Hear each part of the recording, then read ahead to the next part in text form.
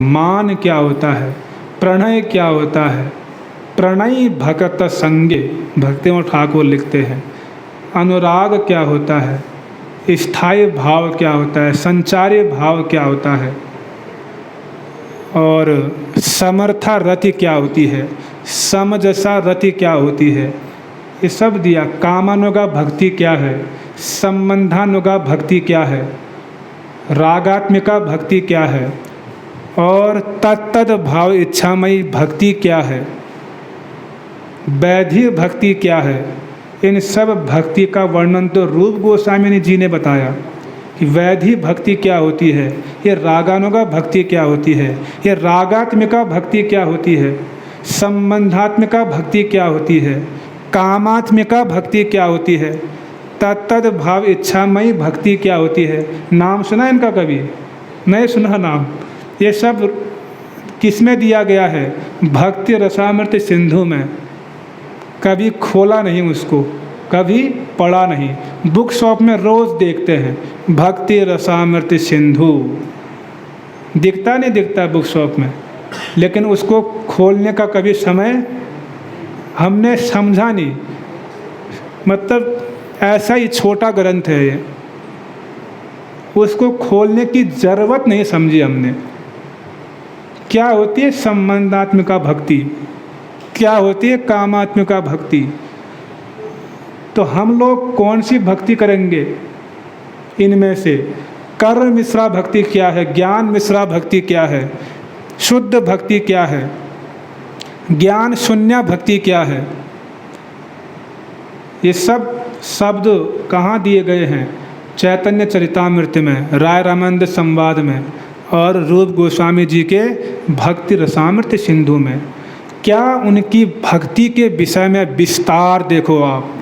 रूप गोस्वामी जी ने भक्ति, उत्तमा भक्ति को कैसे स्थापित किया, कितनी कितनी परिभाषाएं उन्होंने बताई, और कितने प्रकार की भक्ति का वर्णन किया उन्होंने।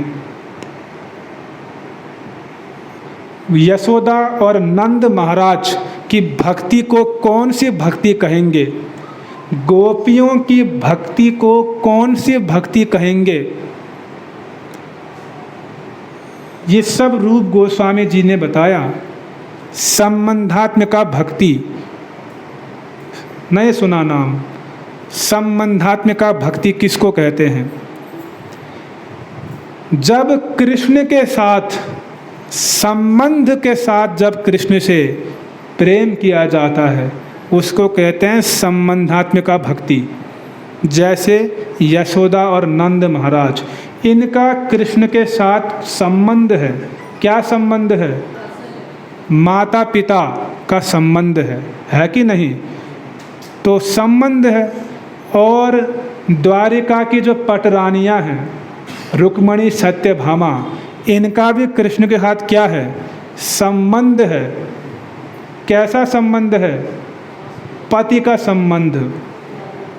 तो रुक्मणी सत्यभामा, नंद यशोदा की जो भक्ति है कृष्ण के प्रति, इसको कहते हैं संबंधात्मिका भक्ति। क्या कहते हैं? संबंधात्मिका भक्ति। यानी संबंध है कृष्ण के साथ। किसी का पुत्र का संबंध है, किसी का सखा का संबंध है, और किसी का पति का संबंध है। तो इस भक्ति को क्या कहा रूप गोस्वामी जी ने? संबंधात्मिका भक्ति।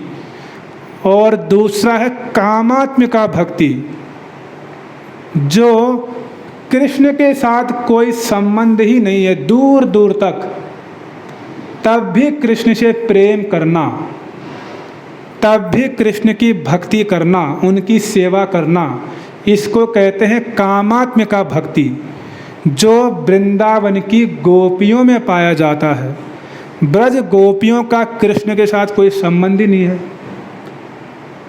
वो डंके की चोट में समाज के समक्ष कृष्ण से नहीं मिल सकती हैं।